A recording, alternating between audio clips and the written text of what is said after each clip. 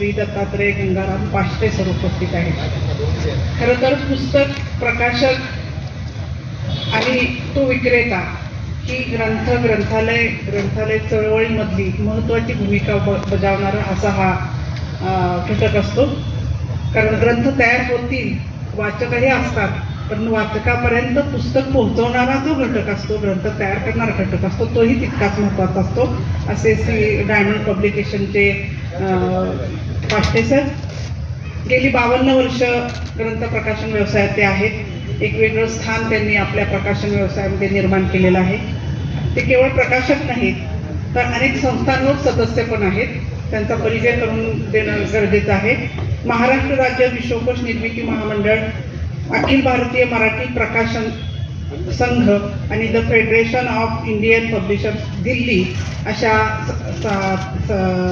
या ठिकाणी ते सदस्य म्हणून काम करतात. प्रकाशक म्हणून त्यांना अनेक पुस्तकांसाठी आदर्श प्रकाशक म्हणून पुरस्कारही प्राप्त झालेले आहेत. डायमंड पब्लिकेशन म्हटलं की डोळ्यासमोर नेहमीसारख्या इतर पुस्तकांपेक्षा डोळ्यासमोर येतात ती ऑक्सफर्ड आणि केम्ब्रिजच्या पुस्तकांची भाषांतरं किंवा इंग्रजीतल्या विशेष पुस्तकांची भाषांतर झालेली पुस्तकं जी संदर्भ ग्रंथ म्हणून मराठीतल्या लोकांना उपयोगी पडतात अशा डायमंड पब्लिकेशन. धर्मानंद कोसंबींसारख्या, रजनी पामदत्त सारख्या ज्येष्ठ व्यक्तींची पुस्तकं मराठीत आणण्याचं काम डायमंड पब्लिकेशनने केलं. त्यामुळं त्यांना अनेक वाङ्मय सेवा पुरस्कार वगैरे प्राप्त झालेले आहेत. सातारा जिल्हा ग्रंथ महोत्सव समितीच्या वतीने जेव्हा ग्रंथ महोत्सव सुरू झाला, पहिल्या वर्षीपासून ते आज तागायत येणारे डायमंड पब्लिकेशनचे पाष्टे सर यांचं मी ग्रंथ महोत्सव समितीच्या वतीनं या मुलाखतीमध्ये स्वागत करते. त्यांचा आत्ताचं आपण त्यांच्याशी बोलणार आहोत. खरं तर आम्ही कमी बोलणार आहे, त्यांनीच स्वतःच्या पब्लिकेशनबद्दल याबद्दलचे वेगवेगळे अनुभव ते त्यांनी बोलून आपल्यासमोर मांडतील. मी पाष्टे सर यांना विनंती करते की त्यांनी आपल्या या व्यवसाय सुरू झाला त्या संदर्भाने थोडीशी प्राथमिक. महत्वाचं म्हणजे अतिशय आपण म्हणतो दुर्बल परिस्थितीतून, मला आर्थिक नक्की माहीत नाही, पण 11वी झाल्या त्यावेळी 11वी असेल बहुतेक, आपण 11वीच्या विद्यार्थी, 11वी झाल्या त्यांनी नोकरी स्वीकारली आणि माझ्या माहितीप्रमाणे 5-6 मजली पुस्तकाचं दुकान होतं, ज्याचं ते नाव पण सांगतील. त्या दुकानात त्यांनी जायला सुरुवात केली. तर मला असं वाटतं की त्यांचा जो एस पी कॉलेजमध्ये जाण्यापूर्वीचा जो हा सगळा काळ आहे, एस पी कॉलेजमध्ये तुम्ही नोकरीला लागल्यानंतर, पण तो सगळा काळ, त्या काळात तुम्ही जी माहिती सांगितली ती आश्चर्यचकित करणारी आहे की जी इंग्रजी विशेष येत नसून सुद्धा इंग्रजीचं कुठलंही पुस्तक 5-6 मजल्यावरच ते आणून त्या ग्राहकाला देत होते. ग्राहकाला देव मानणारं असं व्यक्तिमत्व, अतिशय मोठ्या हुद्द्यावर आहे, आर्थिकदृष्ट्या सुबत्त आहे, पण मातीशी पाय त्यांचे जे आहेत, मातीत जुळलेले पाय आहेत ते महत्वाचे आहेत. अगदी यावर्षी सुद्धा मी त्यांना फोन केला की बाबा तुम्ही या पावसाची काही काळजी करू नका, आणि ते माझ्या विनंतीला मान देऊन लगेच आले. विशेषतः मनोविकास प्रकाशन सारख्या संस्थेला त्यांनी प्रेरणा दिली आणि अतिशय आपल्या अडचणीच्या कालावधीमध्ये सुद्धा ते या ठिकाणी आले. मी त्यांना विनंती करतो की हा पहिला सगळा काळ, विशेषतः 7 मजली इमारतीमधल्या पुस्तकाचा जो सगळा काळ आहे ना, तो तुम्ही आम्हाला विशद करा. नमस्कार सर. कोणताही व्यवसाय सुरू करताना आहे ना, त्याला काहीतरी आपली ज्याला आपण असं म्हणतो की बॅकग्राऊंड असतो, तो बॅकग्राऊंड थोडा आपण पाहतो तर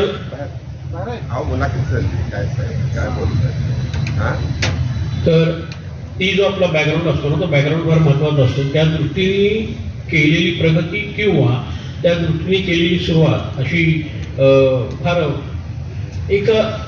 एकदम म्हणजे ज्याच्यातून आपण म्हणतो की नाही की राखेतून ज्यावेळी आपण निघतो आणि एखादं स्वप्न पूर्ण करण्यासाठी आपण जी वाटचाल करतो, त्याची सुरुवात कशी झाली की मी ज्यावेळी जुनी 11वीचा शेवटचा पेपर दिला, त्या काळामध्ये 12 ते 3 असे पेपर असायचे आणि 3ला माझा शेवटचा पेपर संपला आणि मी लगेच 4 वाजल्यापासून अकाउंट चौकामध्ये राका बुक एजन्सी असं दुकान होतं, तिथं लागलो.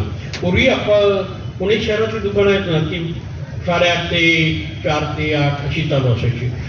तर त्या काळात मी 4 पासून ती सर्व्हिस सुरू केली आणि कारण ते दुकान 5 मजली होतं आणि ते पुण्यातलं एक असं एकमेव दुकान असं होतं की त्याच्यामध्ये भारतीय आणि परदेशी पुस्तकं ही विकायला ठेवली जायची. नॉर्मली काय होतं की भारतामध्ये जे आपले इंडियन पब्लिशर आहेत ना ते पब्लिशर बहुतेक पब्लिशर ठेवतात, परंतु हायर एज्युकेशनला लागणारी जी पुस्तकं आहेत इंग्रजीमध्ये मेडिकल, इंजिनिअरिंग, लॉ किंवा फार्मसी अशा विविध टेक्निकल आणि अशा विषयाची जी पुस्तकं असायची ती पुस्तकं ते ठेवायची.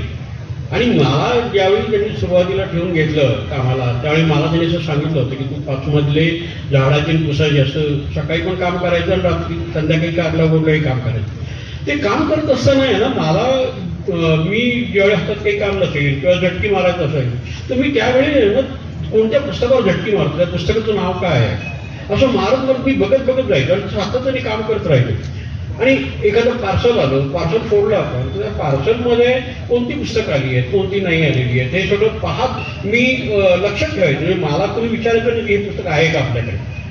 सुदैवाने साधारणतः 5-6 महिने गेल्यानंतर आमच्या मालकाने असं विचारलं की हा आहे ना ह्याला थोडी बऱ्यापैकी आता माहिती झालेली आहे तर याला पण एखादं पुस्तक जर सापडत नसेल तुला तर मला माझी दारी आता तू जाऊन घेऊन ये.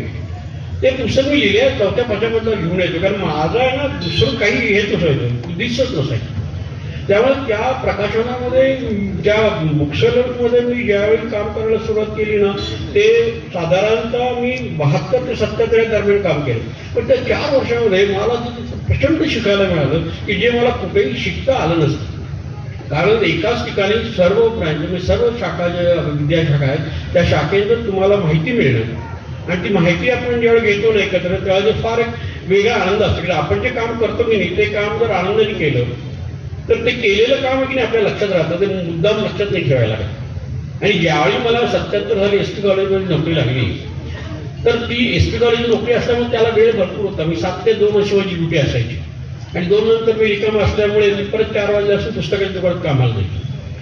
हे सर्व करत असताना 77 ते 86 ह्या मधल्या काळामध्ये मला वागावं कसं, समोरच्याला रिस्पेक्ट कसा द्यावा, एखादी गोष्ट एखाद्याने सांगितल्यानंतर आपण कशा पद्धतीने रिॲक्ट व्हावं हे सगळ्या गोष्टी ना. कारण SP कॉलेजमध्ये सर्व अगदी ऋषितुल्य मंडळी होते, म्हणजे सगळे प्राध्यापक वगैरे फार छान होते. ते ज्या पद्धतीने समोरच्या माणसाला वागणूक द्यायची ना ती वागणूक पाहिलं तर आपल्याला असं वाटतं की आपण खरंच एवढे मोठे आहोत का.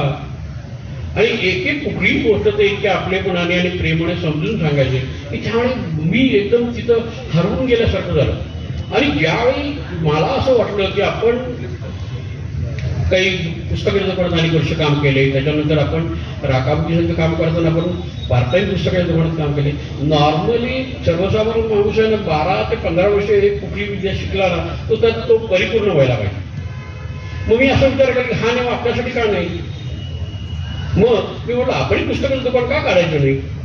जर मी इतक्या वर्ष सातत्याने काम करत असेल आणि त्या कामामध्ये मी प्रावीण्य मिळवलंय की नाही मिळवलं कळणार कसं.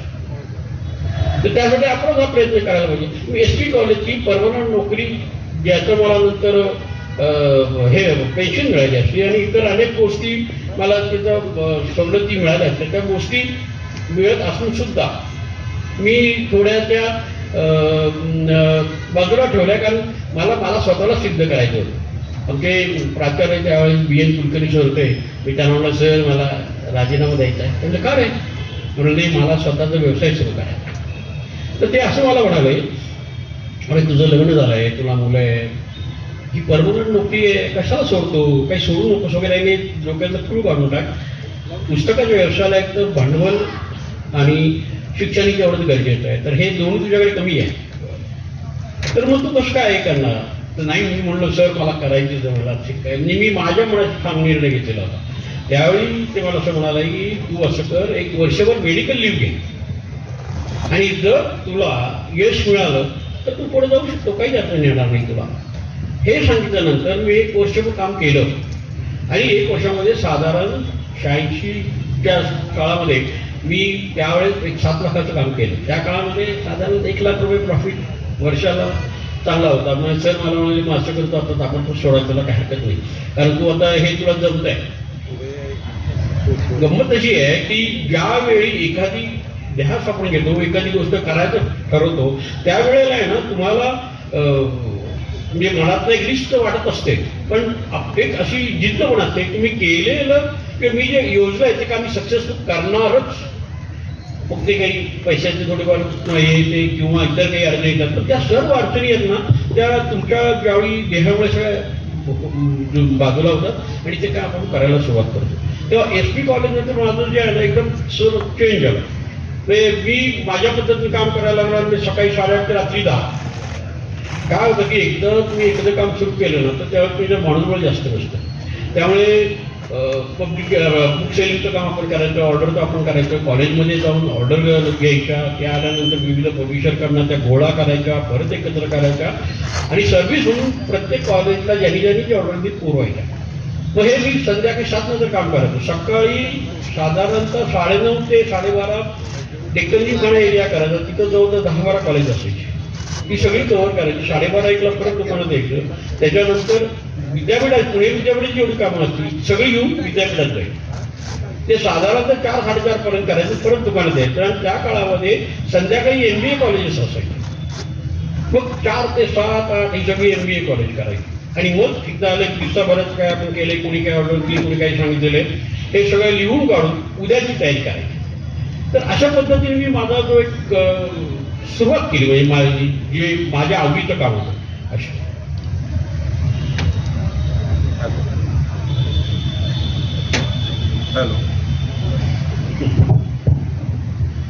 हॅलो. नाही, मला 2-3 गोष्टी महत्वाच्या वाटतात की ज्या अजून तुम्हाला सांगायच्या राहिल्यात. विशेषतः तुमचं पहिलं जे दुकान राका ते जे 7 मजली होतं, तुम्ही जाऊन ती पुस्तकं नावं लक्षात ठेवायचा, ती आणून द्यायचा, एक सिस्टीम बसवली होती. ते एक मला तुम्ही सांगा. आणि कॉलेजमध्ये तुम्हाला असे प्राचार्य भेटले की ज्यांनी तुम्हाला एवढी सवलत दिली. कशी पूर्वी माणसं होती लक्षात घ्या की तुम्हाला नोकरी सोडू नका, पण नोकरी सोडताय तर ठीक आहे, वर्षभर बघा, नाही जमलं तर पुन्हा या म्हणून वर्षभर त्यांना रजा दिली होती. 3-3 महिन्यानंतर त्यांना ते मेडिकल सर्टिफिकेट घेत होते. ही जी चांगली माणसं तुम्हाला जी भेटली ना त्याच्याबद्दल जरासं विवेचन आपण करावं असं मला वाटतं. दोन्ही गोष्टीबद्दल. राकाबूसजी मी ज्यावेळी कामाला लागलो तर मी मगाशी म्हटल्याप्रमाणे ते सगळं हायर एज्युकेशनची पुस्तकं ठेवायची आणि अनेक प्रकाशकांची ठेवायची.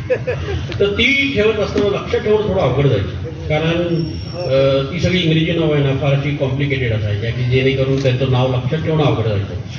तर आपल्याला ज्यावेळी एखादी गोष्ट करायची म्हटलं की नाही की आपण करायचं काय, तर मी त्याला सोल्युशन असं काढलं की त्या पुस्तकाचा जो कलर आहे त्या कलरवरून किंवा ते हार्डबाउंड आहे का पेपर बॅग आहे याच्या माध्यमातून ते पुस्तक लक्षात ठेवायचं.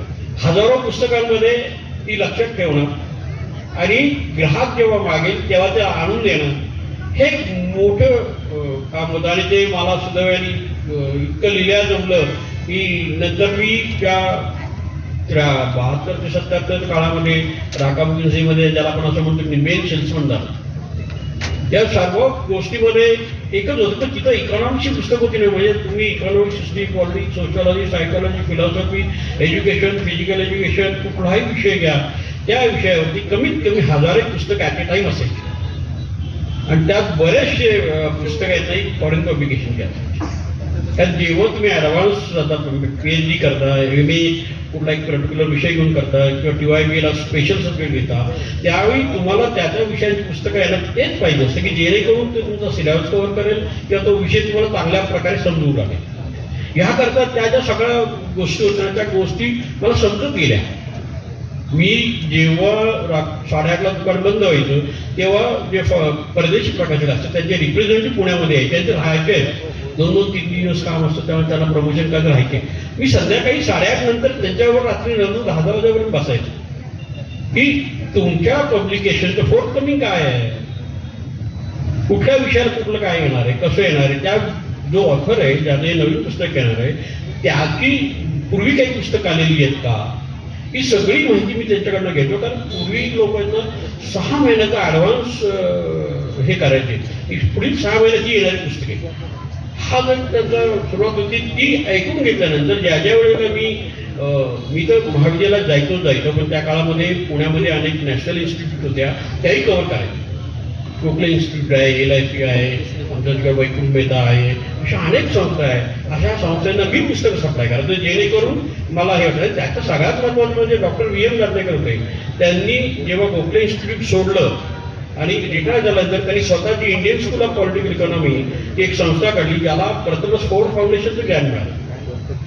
नॉर्मली इंडिव्हिज्युअल ज्यावेळी आपण इन्स्टिट्यूट काढतात ना तर त्यांना असं ग्रँड मिळत नाही. पण सर तिथल्या वर्ल्ड बँकेच्या ह्याच्यावर होते, कमिटीवरती होते, अनेक भारतीय कमिटीमध्ये होते, त्यामुळे त्यांना हे मिळालं. तर त्यांना जेव्हा मी पुस्तकं सप्लाय करायची, त्यांना कशी पुस्तकं सप्लाय करायची ते ह्या लेवलला होते ना की त्या लेवलला त्यांच्या डोक्यात हे आपल्याला कळणं पण अवघड आहे. म्हणजे एकतर ते इतके उच्च शिक्षित इकॉनॉमिक्समध्ये, पॉलिटिक्समध्ये, नंतर स्टॅटिस्टिकमध्ये सगळे त्यांनी पारंगत केलं. आणि मग इकॉनॉमिक्समध्ये काय येतं, पॉलिटिक्समध्ये काय येतं, त्याचे जे बारीक बारीक बारकावे आहेत ना त्याच्यावर तुम्ही पुस्तकं गोळा करायचं त्यांना लागतं. सरांना ते इतकं सरप्राईज होतं. सर कधी 9:30 चहा प्यायला बसताना म्हणायचे, मला ते दत्ता म्हणायचे, दत्ता जरा ये रे. ते आपल्या सगळ्या कलिकांना सांगायचे, तुम्हाला माहिती आहे का हा मुलगा मला सप्लाय करेल. काय शिकला असेल त्यामुळे त्या गोष्टीचा नाही अभिमान वाटतो की हा स्वतःला इंग्रजी येत नाही, मला इंग्रजी स्वतःला येत नाही. पण मी सुरुवातीच्या काळामध्ये ऑक्सफोर्ड, केम्ब्रिज, लॉर्डमन सेट त्या आंतरराष्ट्रीय परिषदच्या पुण्यातला ऑथराईज डीलर होतो. ते मी समोरने जर मला काही इंग्रजीमध्ये प्रश्न विचारला तर मी त्याला हिंदीमध्ये कन्व्हिन्स करायचा की हे पुस्तक आहे ना सर याला उपयोगी आहे, हे पुस्तक आहे ना या सब्जेक्टला आहे. आता ऑर्गनायझर बिहेवियर जर घेतलं ना तर नॉर्मली आपल्या डोळ्यासमोर काय येतं सायकोलॉजी विषय. पण हा जो विषय हा इकडे MBA ला पण येतो, इकडे सोशल वर्कमध्ये पण येतो, आता नवीन येतात स्पर्धा परीक्षेमध्ये पण आहे. तुम्ही ज्या वेळेला एका विषयाचे अनेक पदर उघडता की नाही तेव्हा तुमचा असेला ऑटोमॅटिक जास्त होतो. हे कधी होऊ शकतं की जेव्हा आहे ना तुम्हाला एखादी गोष्टी आपण डीपमध्ये माहिती करायची वेळ येते ना तेव्हा जर ती करून घेतली. काही लोकांची मगाशी म्हणल्याप्रमाणे चर्चा केल्यानंतर कळतं की आपल्याला की ह्या विषयामध्ये नक्की सखोल कसं जायचं. आणि ह्याला काय आहे माहिती का, त्याला सातत्य पण लागतं की आज मी एका कॉलेजला गेलो, 4 दिवसांनी नाही गेलो, 8 दिवसांनी गेलो, नाही गेलो, असं नाही चालत. सर्व्हिस ओरिएंटेड जे आहे ना, सर्व्हिस जी आहे ना कुठल्याही माणसासाठी किंवा कुठल्याही संस्थेसाठी फार महत्त्वाचा फॅक्टर आहे. तुम्ही जर दिलेला शब्द जर नाही पाळला ना तर तुमची कुणी दखल घेणार नाही. कारण ते का दखल घेतली. एखादं पुस्तक एखाद्या सरांनी मला सांगितलं की हे पुस्तक कास्ते मला आणून द्या. ते दिल्ली पब्लिश असेल किंवा परदेशी असेल तर त्याचं भारतात डिस्ट्रीब्युटर कोण आहे, दिल्लीचा जर आहे तर त्याच्याकडे पुस्तक अवेलेबल आहे का, त्याच्यात आत्तासारख्या काही टेक्निकल टेक्नॉलॉजी फास्ट होती, जास्तीत जास्त टेलिफोन या पलीकडे काही नाही. पण त्या काळामध्ये माणसं फार थोडी होती. म्हणजे एखाद्या पुस्तकाबद्दल आपण चौकशी केली ना तर ते व्यवस्थित त्याची माहिती द्यायची, त्याची डॉलर पाऊंडामध्ये काय किंमत आहे ते सांगायचं, आता रिझर्व्ह बँक ऑफ इंडियाचा रेट काय पर डॉलर पर पाऊंड हे सगळं समजून सांगायचं. जेणेकरून मला ज्याने विचारलंय ना त्याला मी त्याची किंमत कन्वर्ट करून सांगायची. पण या सगळ्या गोष्टी तुम्हाला 16 तास केल्याशिवाय होत नाही किंवा जीवात शेवट होत नाही. कारण ते इतकं वेगळ्या पद्धतीचं काम आहे ना. आपला ग्राहक आहे त्याला त्याच्यावर एक सायकोलॉजी आहे. आपण ज्यावेळी कुठली गोष्ट विक्री करतो की नाही ते कोणाला विकतो, त्या माणसाला आता कुठल्या लेवलची गरज आहे. म्हणजे एखादा TYVला असणारा प्राध्यापक शिकवतोय त्याला मी जर ॲडव्हान्स पुस्तकं रिसर्च लेवलची पुस्तकं दिली तर तो म्हणून नाही आता सध्या मला गरज नाही. जो रिसर्च करतो त्याला जर प्रायमरी पुस्तकं दाखवलं तर म्हणून हे काय आहे मला दाखवा. तर हे ओळखायला लागतं. माणूस जेव्हा आपण एखादं पुस्तक समोरच्या हातात देतो ते हातात दिल्यानंतर त्याचा पाहण्याचा दृष्टिकोन आपल्याला कळतो. म्हणजे तो माणूस काय करतोय, पुस्तकाचं नाव वाचतोय, लेखकाचं नाव वाचतोय, इयर ऑफ पब्लिकेशन वाचतोय, प्राईज वाचतोय का अबाउट बुक असतो, अबाउट दी बुक असतो. बॅकपेज जो असतो त्याला 99% आणि एक शिरस्ता असा आहे की त्यात ब्लरच आला पाहिजे. ब्लर म्हणजे अबाउट दी बुक. कारण माणूस पुस्तक विकत घेताना आहे ना संपूर्ण चालू शकत नाही. तर त्याला या पुस्तक घेतल्यानंतर त्याला काय मिळेल हे त्याला समजतं. मला अजून एक महत्वाचा विषय माहिती आहे तो जसा की तुम्ही पुण्यापुरतं थांबला नाही, विशेषतः ग्रामीण भागातल्या कॉलेजपर्यंत पोहोचला आणि तुमच्यामुळं ग्रामीण भागातल्या मुलांचं शिक्षणाचं त्यांना एक चांगल्या प्रकारचं ज्ञान मिळालं आणि ग्रामीण भागामध्ये तुम्हाला अतिशय रिस्पेक्ट पण मिळाला. परंतु तुम्ही पिशव्या घेऊन ती जाऊन पुस्तकं देणं, त्यांचं ज्ञान वाढवणं यासाठी जे जे केलं ते मला महत्वाचं वाटतं. ते मला जरा सांगा. आणि तुम्हाला ग्रामीण भागात मिळालेला सपोर्ट, प्राचार्यांनी तुम्ही किती वाजता जा त्यासाठी थांबणं, प्राध्यापकांना थांबवणं, हे जे तुमच्याकडे आहे त्याच्याबद्दल जरा माहिती. मी 86 साली जेव्हा सतत चालू केलं तर त्यावेळी अशी प्रथा होती की महाविद्यालयातील प्राध्यापक, इन्स्टिट्यूटमधले प्राध्यापक हे ज्यावेळी त्यांना वेळ मिळेल तेव्हा ते दुकानात जायचे, आपल्याला पाहिजे ती पुस्तकं सिलेक्शन करायचे आणि त्या दुकानदाराला सांगायचे की बाबा तो आमच्या कॉलेजमध्ये आणून. मी जेव्हा नवीन चालू केलं तर माझं दुकान नव्हतं ना, माझ्याकडे कुठून येणार कोण प्राध्यापक. तर माझं दुकान असल्यामुळे त्यावेळी असं विचार केला की आपण तिथं ग्राहकांकडे जाऊ. मग 15 दिवसातले मी 3 ते 4 दिवस रुरल एरियात, म्हणजे कसं फार लांब नाही, समजा टाकरपासून सुरू केलं ना ते जुन्नरपर्यंत जाईल.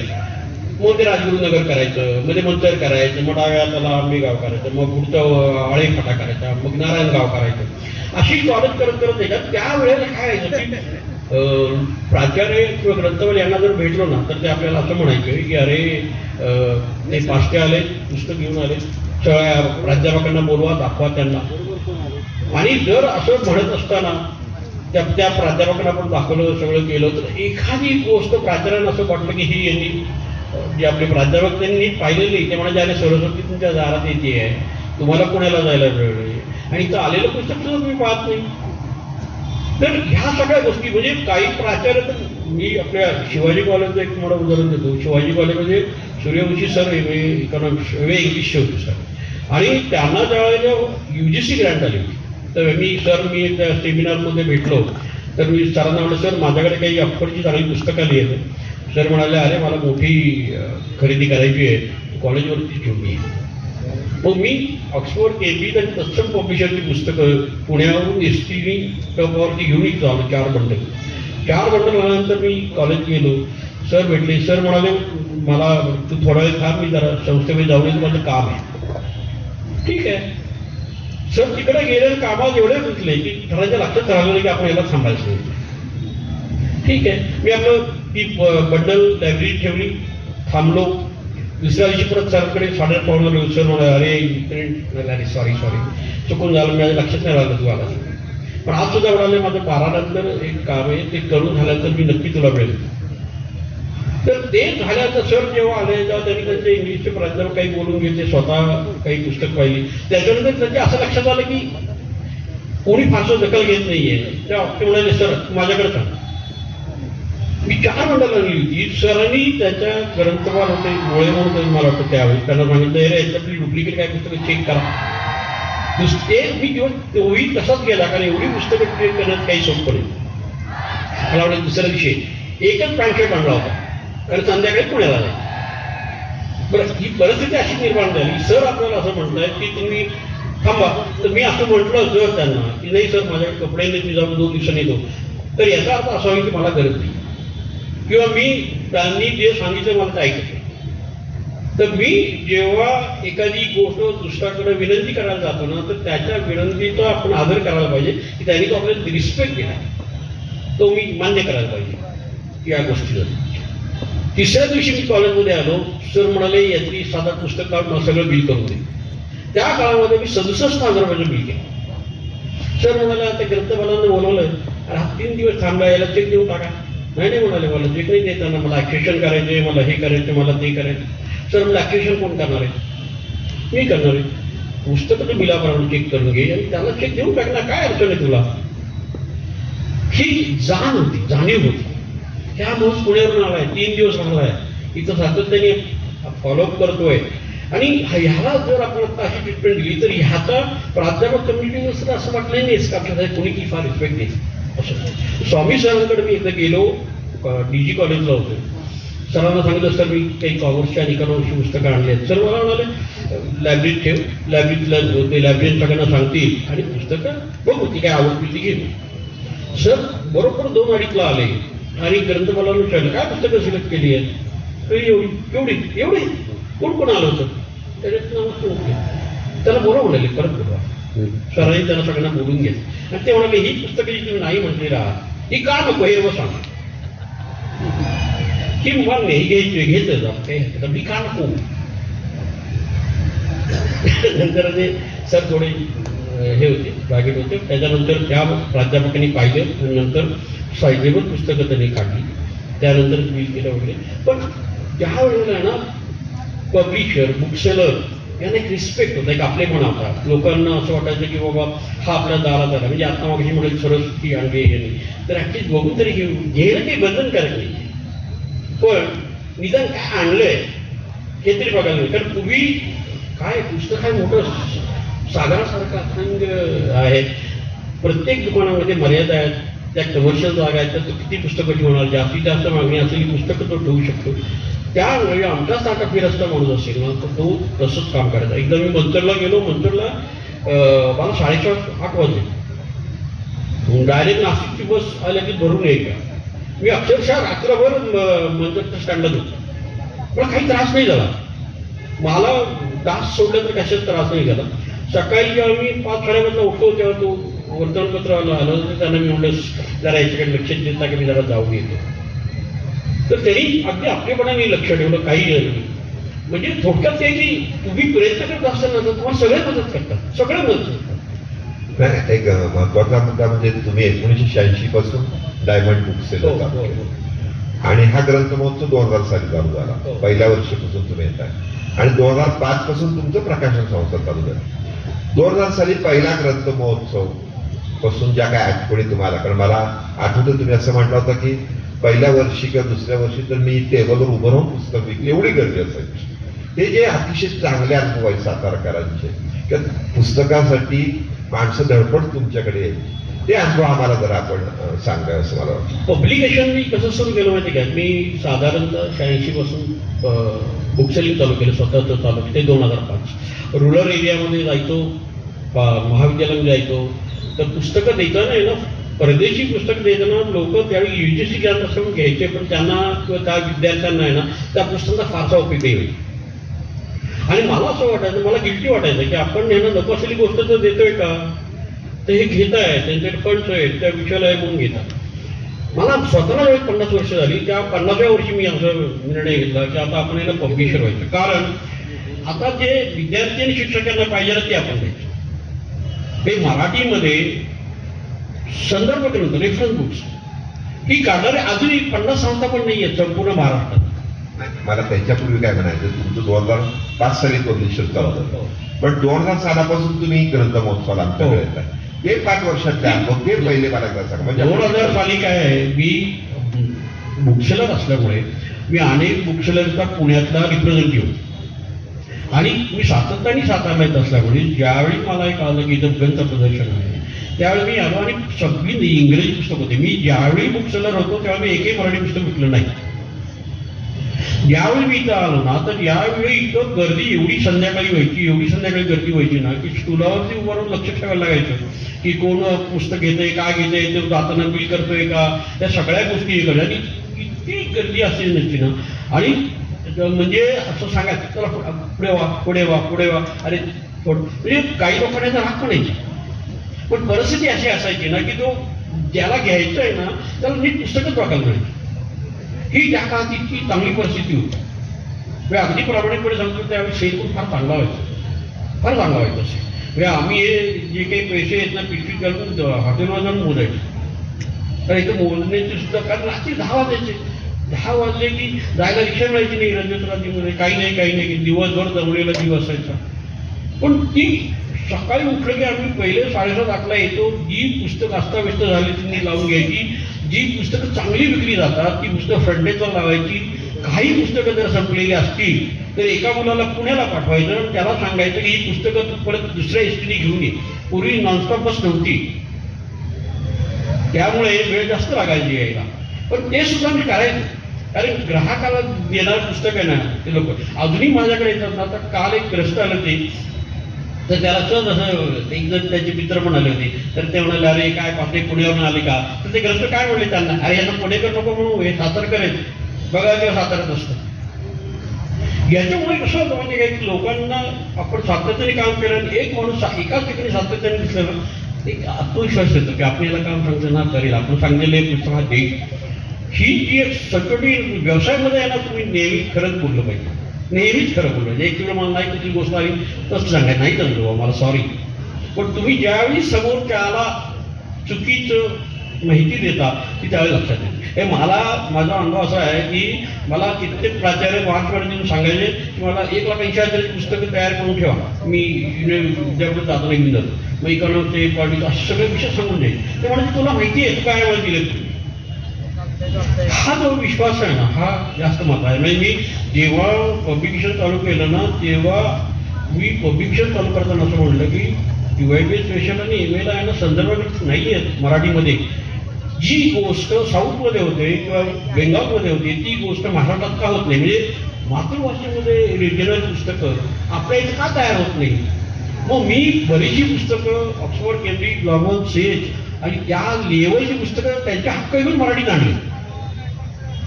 कारण ती जी आमचा जो हायर एज्युकेशनचा विद्यार्थी आहे ना त्याला फारसं चांगलं इंग्रजी येत नाही, पण आता तो काय करतोय जे इंग्रजी पुस्तक आहे त्याच्यात पुन्हा भागवतोय, त्याला जेवढं त्याच्या बुद्धीने ताकदीने जे समजतंय तेवढं तो आकलन करून तो लिहितोय.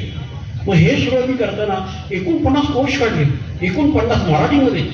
मला प्रतिभाताई राष्ट्रपतीच्या त्यावेळी त्यांनी मला फर्ग्युसन कॉलेजमध्ये आल्या होत्या तेव्हा ते म्हणाले राजभवनमध्ये त्यांच्या पीएचला पुन्हा मॅडमला 15 मिनिटं भेटायचे.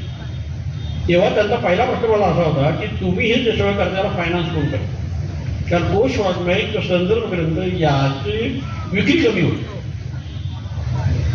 मग विक्री कमी होते तर तुम्ही हा व्यवसाय कसा निवडला. मी म्हटलं मॅडम मी पूर्ण प्रोफेशनल आहे, मे बी माझ्या पुस्तकाची किंमत जास्त असेल, जर दुसरा माणूस जर कमिटी होतं माझी जास्त असू शकते, पण मला कोणी फायनान्स नाही करत. मी सुरुवातीला असं माझ्या कानाला खरा लावला होता की मला जे समजते, मला जे आकलन होते त्या पद्धतीनेच मला माझा व्यवसाय करायचा. मला कोणी फायनान्स जर घेतला मी तर आपल्याकडे पैसे नाहीत म्हणून तर त्याला या व्यवसायात काही माहिती नाही आणि मी जर काही केलं तर तो सातत्याने अटकत देईल, अरे याची गरज नाही, ते करून ते नको काढू, ते काढलं ते चाललंच नाही. असं नाही. मी 1200 पुस्तकं काढली, 1200 पुस्तकातली सगळ्या प्रती संपवल्या, एकही पुस्तक रचित नाही का. म्हणजे मी मार्केट इतकं सॉलिड करतो ना, इतकं चांगलं करतो ना, म्हणजे मी सावंतवाडी नागपूर कुठलाही झाल्यानंतर डायमंड पब्लिकेशन तुम्हाला माहिती आहे तुमची नवीन पुस्तक काय आहे. नाही, एक महत्वाचा मुद्दा तुम्ही जो मांडला तुम्हाला वाटतो की इथं जी म्हणजे याचा अर्थ असा होतो की इथं जरी मराठी पुस्तक सगळे मिळत असले तरी सुद्धा 2000 सालापासून इंग्रजी पुस्तक घ्यायला सुद्धा झुंबड उडती आहे. हो, आता मी इंग्रजी पुस्तकं आणली आहेत ना, एवढी आणली होती 2 टेबल पूर्ण भरलेली होती, आता आणलेली त्याची 50% आता शिल्लक नाही राहत. तुमच्याकडे येणार फार चांगला वाचक आहे, जस्ट लाईक पुणे इतका इथले चांगले वाचक आहेत. पुस्तकाची निवड इतकी छान आहे की ती दाद द्यावाशी वाटते की इथं सुद्धा लोक इतक्या बारकाईने त्यांना त्या पुस्तकाची माहिती आहे, त्या ऑथरची माहिती आहे आणि हे वाचावं असं वाटतं. त्यामुळे हा जो तुमच्या या ग्रंथोत्सवाला जे यश आहे ना त्याचा हे सगळे वाचकांच्या यश आहे, कारण ते इतक्या चांगल्या पद्धतीने आम्हाला प्रतिसाद देतात. आता 3 दिवस तुम्ही बघा, जर पाहिला असेल तिकडे तुम्हाला कार्यक्रम वेळ सातत्याने गर्दी आहे, सातत्याने गर्दी आहे. रात्री 9:30 पावणे झाला मी बळबळ जातो आणि बाहेर आहे. तुम्ही प्रत्येक आता 4-5 बॅग बघा.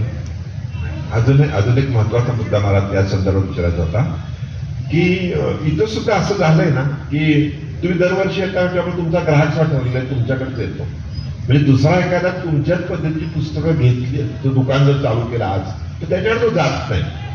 त्याचं उदाहरण मागच्या वर्षी आम्हाला आलं, म्हणजे दिलीपनाथ प्रकाशननी स्टॉल घेतले होते, त्यांच्या शेजारी विजय वितरणला गर्दी होती, कारण विजय वितरणने एक स्टॉल घेतला आणि 10 स्टॉल घ्यायला लागले. पण त्यांच्याकडे जी 25 वर्षाची येण्याची जी परंपरा होती ती परंपरेमुळे त्यांच्याकडे गर्दी होती, पण दिलीपनाथ प्रकाशनकडे नव्हती. तर मला हे जे गणित आहे त्यामुळे तुमचा आभार एवढा तुम्ही मानले पाहिजे की यावेळेला तुम्ही पावसाची भीती न बाळगता आलात, मनोविकास प्रकाशनला आणलं. आता यावेळेला जी मंडळी आली नाही ती पुढच्या वेळेला आली तर त्यांचं गिराईक कुठलंय का असा मला एक प्रश्न वाटतो. म्हणजे एक प्रश्न असं काही फार मोठा फरक नाही पडतो. आम्ही जे करतो ना त्यात सातत्य आणि एक ब्रँडिंग आहे, त्याला आता नवीन शब्द ब्रँडिंग आपण म्हणतो. आम्ही आता इथं जे आहे की नाही एखाद्या माणसाला एखादी जर पुस्तकं जे आम्हाला मागणी केली आहे ते आमच्याकडे नसेल तर आम्ही ते लिहून घेतो आणि त्यांचा फोन नंबर लिहून घेतो. पुण्याला गेले तर त्यांना कळवतो ते पुस्तक आमच्याकडे आलं. आमच्याकडे कित्येक लोक पुण्यातून पुस्तक घेऊन जातात साताऱ्यात आणि कुठलंही पुस्तक लागलं तर आमच्या व्हॉट्सअपला सांगतात की हे पुस्तक मला पाहिजे, मग आम्ही त्याची माहिती त्यांना कळवतो, पुस्तक अवेलेबल आहे का, त्याची किंमत काय आहे सगळं करतो. तर आता इतक्या वर्ष मी ती सगळी BG कॉलेज घ्या, शिवाजी कॉलेज घ्या, यशवंतराव चव्हाण घ्या, आझाद कॉलेज घ्या, त्या पलीकडची कॉलेजेस घ्या, ही सतत दरवर्षी आमच्याकडे असते. आता एखादा माणूस मागच्या वर्षी यांच्याकडनं पुस्तक घ्यायचं नवीन काय असेल, पण त्यांना माहिती की पाचला येताना काहीतरी नवीन नवीन घेऊन येतात. मला माहिती आहे की हे तुम्ही इकॉनॉमिक्स तुम्ही इतके गर्दी आहात तर तुम्हाला ही नवीन आलेली पुस्तकं तुमच्या लक्षात आणून मी दिलीच पाहिजे.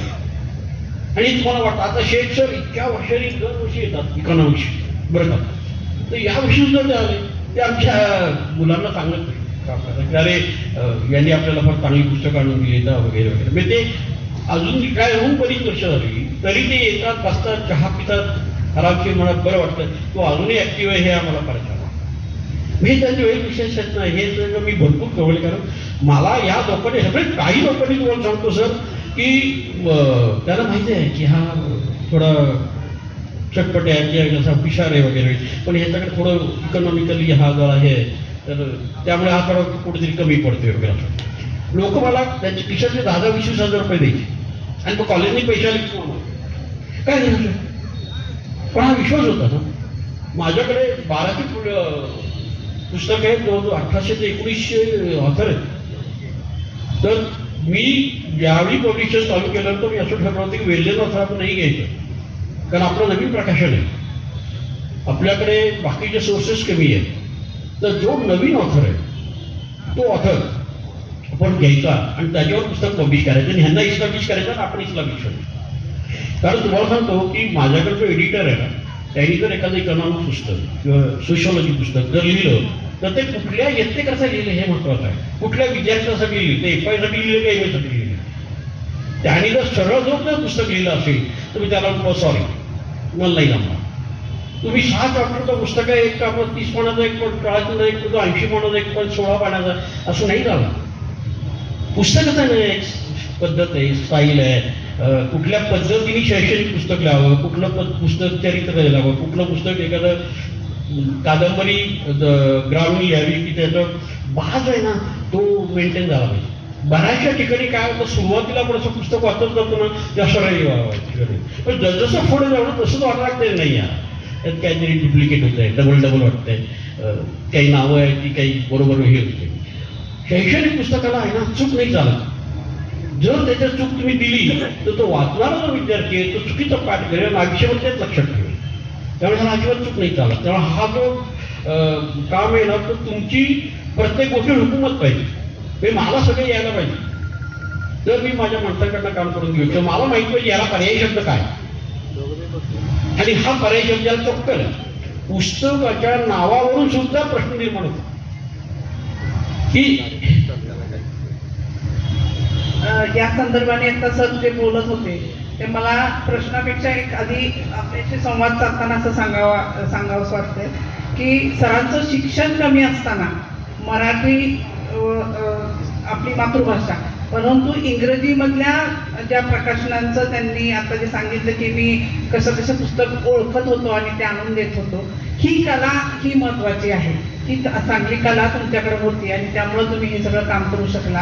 आमच्या त्या श्रोत्यांमध्ये काही ग्रंथपाल आहेत तर त्यांना या गोष्टीचं त्यामुळं तुमच्या या गोष्टीचा महत्त्व कळेल की जेव्हा आपला छंद हाच ही नोकरी असते तेव्हा ती खरी चांगल्या पद्धतीने होत असते. आणि त्यामुळं हा तुम्ही खूप छान संदेश या इथल्या आमच्या लोकांना दिलाय. आणि प्रश्न म्हणून असा असेल की तुम्ही जेव्हा नवीन पुस्तकं इतकी पुस्तकं प्रकाशित केली वगैरे, पण पुस्तकाच्या दर्जासाठी तुम्ही काय तुमचे नियम आहेत, किंवा दर्जा पुस्तकाचा चांगला राहिला पाहिजे किंवा दर्जेदारच पुस्तक आपण प्रकाशित करायचं असेल तर त्यासाठी तुम्ही काय अभ्यास म्हणून किंवा काय त्याचे नियम ठेवता? निश्चित कसं आहे माहिती आहे, एखादं काम आपण करायचं जेव्हा म्हणतो ना तर बाजारामध्ये आपली स्पर्धा नाही हे आधी पहिली दखल घ्यायला. मी काही एकटाच नाही आहे की हे एकटाच काम. तर आजूबाजूला आपले दुसरे जे प्रकाशक आहेत त्यांच्या जे प्रोडक्शन आहे त्या प्रोडक्शनपेक्षा आपलं सरस कसं असू शकतं. आणि पुस्तकाला किती सजवलं ना त्याचा कंटेंट जर चांगला नसेल ना तर काही करा पुस्तक नाही चालत. तो कंटेंट आहे ना तोच मूळ दादा आहे, त्याच्याकरता एडिटर लागतो, संपादन लागतं आणि त्याच्यानंतर एका पुस्तकावरती ते पुस्तक 4-4 वेळा रिवाईज करायची पण त्या लेखकाची तयारी असावी लागते. काय माहिती काय की एकदा एक उतरलं ना आपण आता एक कागदावर उतरून काढलं त्यानंतर आपल्याला असं वाटतं रे ते थोडं मॉडिफाय करायला पाहिजे. दुसऱ्यांदा वाटतं की नाही असं एक वाक्य ॲड करायला पाहिजे. तर ते 4-5 वेळा केल्यानंतर परिपूर्ण होतं. रादर जास्त वेळेला तुम्ही जर पुस्तक जेवढं चाळाल स्वतःचं त्यावेळी तुम्हाला एक सुचत जातं. आणि ते केल्यानंतर मग कागद 60 GSM घेतला, 70 GSM घेतला, फॉन्ट साईज 14 ठेवला, त्याचं बाइंडिंग चांगलं केलं, हे केलं म्हणजे पुस्तक चांगलं जाईल नाही. त्यातला मूळ कंटेंट जो आहे ना तो कंटेंट आहे आणि त्याला ह्या बाकीच्या गोष्टी सपोर्टिंग आहे. म्हणजे आम्ही असं म्हणतो की लेखकाने जर आम्हाला एक ग्लासभर दूध दिला आणि ते सांगितलं की हे जरा चांगलं करून द्या तर त्याला किती प्रमाणात साखर घातल्यानंतर ते पिऊसं वाटेल तो ग्लास तो संपूर्ण पिईल. तसं त्या पुस्तकाचं आहे. यावेळी वाचकाच्या हातात दिल्यानंतर आम्ही एखादी कादंबरी आहे ना केल्यानंतर ती सर्वसामान्य वाचकाला आमच्या मित्राला सांगतो ही सरकनं वाच. तो वाचताना काही डिस्टर्ब झालं का, कुठले संदर्भ लागत नाहीत का ते सांग, ते आपण दुरुस्त करून घेऊ. ही एक प्रक्रिया आहे. लोकांना नॉर्मली असं वाटतं की लेखकाने प्रकाशन पब्लिश केलं, तसं नाही आहे. त्याचं पहिलं आल्याला त्या संपादकांना चेक करून घे, त्याच्यानंतर लेखक संपादक एकत्र बसून काय ज्या दुरुस्त असतील ते दुरुस्त करून घ्यायच्या. DTP करायचं, प्रूफ रिडिंग करायचं, प्रूफ रिडिंग एकदा केलं दुसऱ्यांदा करायचं, तिसऱ्यांदा करायचं आणि तिसऱ्यांदा केल्यानंतर लेखकाला ते ताब्यात द्यायचं की आता तुम्ही जरा फायनल आहे तुम्ही बघून द्या आणि हे सगळं वाचून द्या. नंतर तुम्ही जर कुणाचं म्हणाल हे दुरुस्त करायचं राहिलं, हे तुम्हाला पुढे ॲड करायचं राहिलं तर तसं नाही एवढं छापलं की छापलं विश्रांत. त्यांच्याकडून घेतल्यानंतर मग आम्ही त्याचं लेआउट, पेजिंग, नंतर कव्हर डिझायनिंग हे सगळं करून घेतो. कव्हर डिझायनिंग सुद्धा करताना कसं आहे की आम्ही शैक्षणिक पब्लिशर आहे, नंतर माझ्या आयडियल कोड आहेत ऑक्सफोर्ड केम्ब्रिज वगैरे.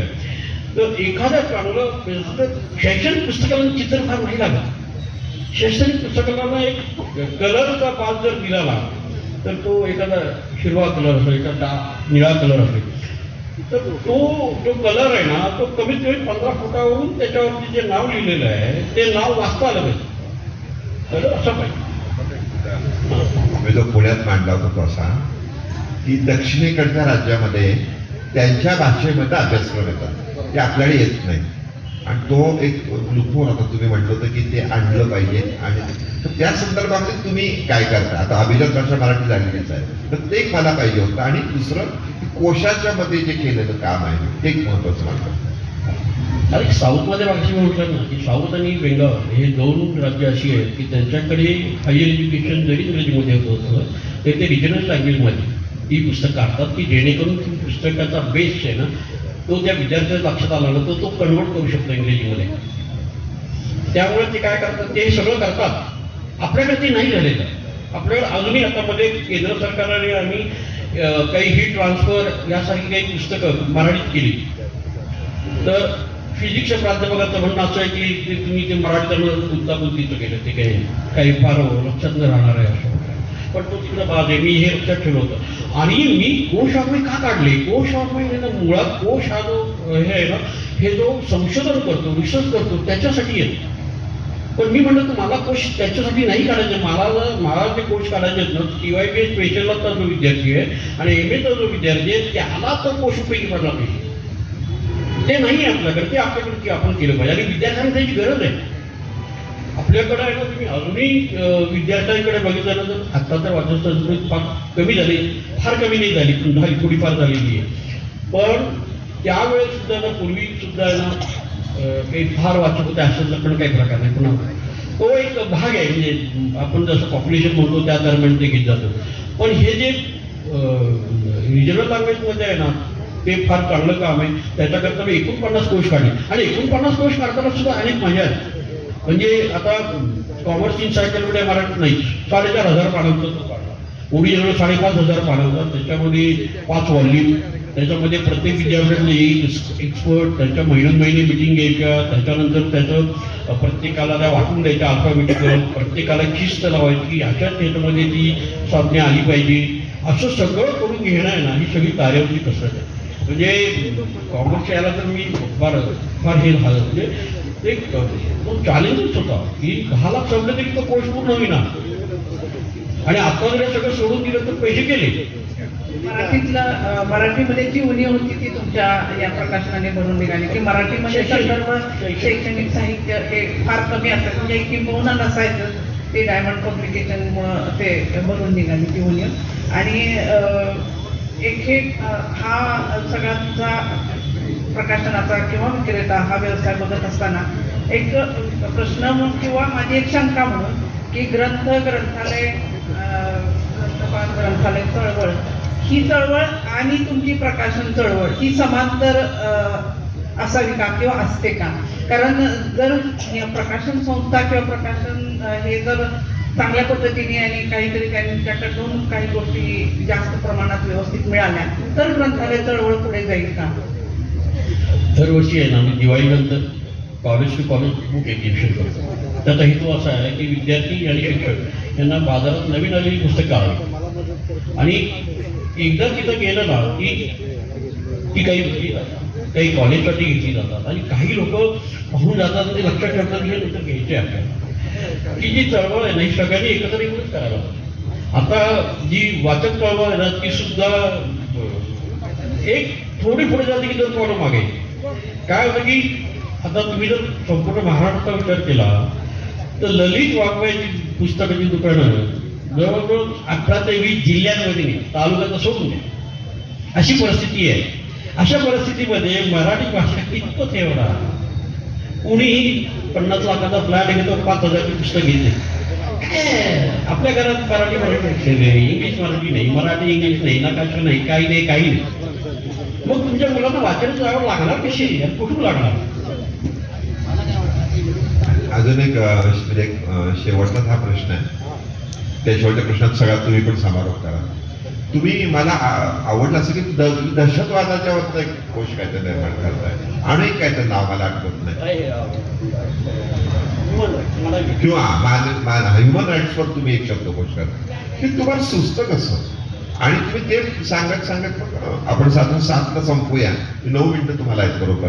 9 मिनिटं तुम्ही बोलात तरी चालेल. पण आम्हाला आणि शेवटी तुम्ही आमच्या ग्रंथ महोत्सवात बोला की 25 वर्ष आमचं चालू आहे त्याचा काय फायदा आहे आणि काय येस. आता दहशतवाद आणि मानवी हक्क आहे ना हे सर्व गेल्या 5-10 वर्षामध्ये परिचित आलेले शब्द आहेत. म्हणजे दहशतवाद म्हणजे टेररिझम म्हणजे तो पॉलिटिक्समध्ये आला का रिलेटेड सोशलॉजी आला, ह्युमन राईट्स आला. तर याच्यावरती ना भारतामध्ये फार काम नाही झालेलं. आणि जो सिलेबस आहे त्या ॲज पर सिलेबस एवढंच ते आणलं जातं आणि त्याचं विद्यार्थ्यांना तेवढा उपयोग होत नाही. कारण आता MPSC UPSC डिस्ट्रिक्टही चालू केली, आपली बंद केली. त्यामुळे आता मुलांना भयंकर वाचन करायला पहिल्यासारख्याने 4 मध्ये एकाला टिक मार आणि पुढे जा असं काही नाही. आता भरपूर मुलांना लिखाणाची पण आता भरपूर सवय करायला पाहिजे. तर हे जे कोर्स वगैरे मी मागच्या वर्षी मी फुले आंबेडकर वाङ्मय कोर्स केला. तर याच्यासाठी मी मुंबई युनिव्हर्सिटीचे काही प्राध्यापक वगैरे गोळा करून त्यांच्याकडनं सगळी माहिती घेऊन हे सगळं करावं लागतं. कारण हे नाही केलं करणार. आणि पूर्वी कसं होतं की पब्लिकेशनचा हा जो व्यवसाय आहे ना लोक म्हणायचं हातभट्ट्याचा व्यवहार हा जास्त प्रॉफिटेबल नाही आहे असं म्हणायचं. त्यामुळे पब्लिशर दुकानं पुणे शहरातला जर विचार केला तर पुस्तकाची दुकानं ही फक्त अकाउंटची मोनोपली झाली. पुणे शहर चौपटीने वाढलं. सगळी दुकानं गेली A to Z. पुस्तकच नाही. कारण काय हे पुस्तक वर्षाच्या 12 महिने दुकान चालतच नाही. लोकांना एक तर जून जुलैला लागतात ते 15 ऑगस्टपर्यंत लागतात. त्याच्यानंतर एकदम पुढे कधी. आपल्याकडे हे वळणच नाही आहे की आपण पुस्तकाच्या दुकानात जावं. आपण सणासुदीला सगळीकडे जातो, पुस्तक दुकान सोडून जातो. तुम्हाला सांगतो अमेरिकन किंवा युरोप कंट्रीजमध्ये मागाशी राजा दीक्षित म्हणाले की पुस्तकाला जीवनावश्यक हे दर्जा त्यांनी दिलेला आहे. त्यांच्याकडे बाथरूममध्ये लायब्ररी आहे. आपल्याकडे हॉलमध्ये लायब्ररी नाही. मुलं ज्या खोलीमध्ये अभ्यास करतात तिथं 4 पुस्तक आपण त्याला पुस्तक घेऊन देत नाही. मी स्वतः अपार्टमेंट दुकान होतं ना तर पालक काय करायचे शाळेची पुस्तकं द्यावी. मग त्याच्यावर आम्ही काय करायचं 9वीचं मराठी व्याकरण, हिंदी व्याकरण, इंग्रजी व्याकरण अशी पुस्तकं त्यांना त्याच्यावर द्यायची. पालक अरे नाही कशाला ते शाळेत करून घेतात. आणि त्या मुलांनी जर आग्रह केला तर त्याला झपाटा मारतात. आणि नंतर काय होतं तर मुलं त्याला फार वाढायला लागलं शेजारच्या आईस्क्रीमच्या दुकानात देऊन पुस्तकाच्या डबल किमतीचं आईस्क्रीम घेऊन देतात. तर म्हणजे पुस्तक मागे एक स्लोगन झाली आहे नवीन जन्मलेल्या मुलांना तुम्ही जे कपडे बूट घेताना 800, 1000, 1200, 1500 काही किंमत असते आणि पुस्तकाची किंमत मात्र पानाला रुपये असावी. काय लॉजिक आहे? झेरॉक्स म्हणजे जो माणूस लिहितोय त्याच्या मागे एवढं वेळ देऊन पब्लिश करतोय, स्वतःची इन्व्हेस्टमेंट करून समोरचा विद्यार्थी शहाणा व्हावा त्या धडपडीत करतोय. एक तुम्हाला पोटतिडकीची गोष्ट सांगतो. पुस्तकाच्या व्यवसायाला किंवा पब्लिकेशनला केंद्र सरकारने आजतागत इंडस्ट्रीचा दर्जा दिलेला नाही. 75 वर्षात दिली. रिझर्व्ह बँक पुस्तक बुकसेलरला किंवा पब्लिशरला 1 रुपयाचं कर्ज देत नाही, कारण ह्या पुस्तकाला रिसेल व्हॅल्यू नाही म्हणून आम्ही तुम्हाला कर्ज देणार नाही. म्हणजे आम्ही कर्ज कुठला करायचं तर आमचं स्थावर मालमत्ता घाण ठेवायची आणि त्याच्यावर कर्ज करायचं. एक व्यवसाय आपण भारतामध्ये आहे ना, पुस्तकाचं जी उलाढाल आहे ती लेस दॅन 3% आहे. एवढी मोठी लोकसंख्या आहे आपली आणि 3% सुद्धा आपल्याकडे पुस्तक विक्री होत नाही. कशाचं होतं काय? शेवटचा प्रश्न, कारण 7ला आपल्याला स्टेज द्यायचा आहे. साधारण 45 मिनिटांपेक्षा जास्त बोलतो आपण आणि पुढच्या वर्षी पण किंवा मध्ये आधी आपण मी तुम्हाला बोलले विशेषतः आणखीन आपल्याला बोलताय. ग्रंथमहोत्सवाबद्दल 1-2-3 मिनिटं आम्हाला, साधारण सुद्धा 25 वर्षाचा अनुभव, वैशिष्ट्य किंवा अजून आम्ही काय केलं असं वाटतं, आठवणी महत्वाच्या की ज्या सातारकरांना प्रेरित करतील असं 3 मिनिटामध्ये, साधारण 5 मिनिटामध्ये आपण सांगतो. शेवटचा प्रश्न मी विचारतो. गेल्या 25 वर्ष जसा आता यावर उपमोर्चा झाला त्या 25 वर्षाचा मी तसा स्वतः साक्षीदार आहे. सुरुवातीचे दिवस हे मी दुसऱ्या पब्लिशरची पुस्तके जाणून विकत होतो. 2005 पासून मी माझ्या स्वतःच पब्लिकेशन विकायला आणि त्याच्याबरोबर मी इतरही पुस्तकं आणली. मी कधी हा विचारच नाही केला की मला फक्त माझीच विकायची. मला असं म्हणणं आहे की माझा जो ग्राहक आहे ना त्या तत्सम इतर प्रकाशाने काढलेली पुस्तकं मी आणतो, आजही आणतो मी. मला काही माझा सुदैवी शेड फार चांगला आहे, डायमंड पब्लिशर, तर तरीसुद्धा मी इथं कसं होतं की एवढी गर्दी पाहिली, एवढी पुस्तकं लोक खरेदी करताना पाहिली आणि आपल्या पुस्तकाबद्दल कोणीतरी चांगलं बोलणं, सर हे पुस्तक भरपूर शोधत होतो, मिळालंच नाही आम्हाला. अभिव्यक्ती स्वातंत्र्याचं मागच्या वर्षी पुस्तक होतं आमचं, ते इतर मला कुठंच नाही, पुण्यात पण नाही मिळालं. कसं आहे, पुण्यात जेवढे बुकसेलर आहेत ना तो प्रत्येक पुस्तक नाही ठेवू शकत. त्यामुळे मी त्यांना म्हणलं का तुम्ही गुगलला सर्च केलं असतं ना तर त्या खाली डायमंड आलं असतं. पण ह्या ज्याला म्हणजे तुमच्याबरोबर असं मी तुलना नाही करत, तुमच्याबरोबर बऱ्याच लोकांनी असं काही ठिकाणी सुरुवात केली वगैरे वगैरे, पण तुम्ही ते जे आहे ना ते खरंच तुम्हाला सगळ्यांना हँडसअप आहे की तुम्ही इतक्या चांगल्या पद्धतीने तुमचाही 25 वर्ष टिकला आहे. हे काही कमी नाही, कारण हे सगळं काम आहे ना आमच्या पुस्तकाच्या व्यवसायात हातपट्ट्याचा व्यवहार म्हणून त्याला गिनलं जातं. तर हे एवढं तुम्ही मोठं ग्राहक खरं वाकायचं म्हटलं फार छान आहे, फार छान आहे. सगळे लोक पुस्तक घेऊन जातात, थैल्या घेऊन जातात, पिशव्या घेऊन जातात, सगळे घेऊन जातात. आम्हाला लक्ष ठेवण्याची गरज नाही लागत. अशीकडे बऱ्याचशा ठिकाणी एक माणूस फक्त ते लक्ष ठेवण्यात राहिला. सुदैवाने सातारला कधी असं वाटलं नाही की आपण लक्ष ठेवू. ही एक सगळ्यात गोष्ट.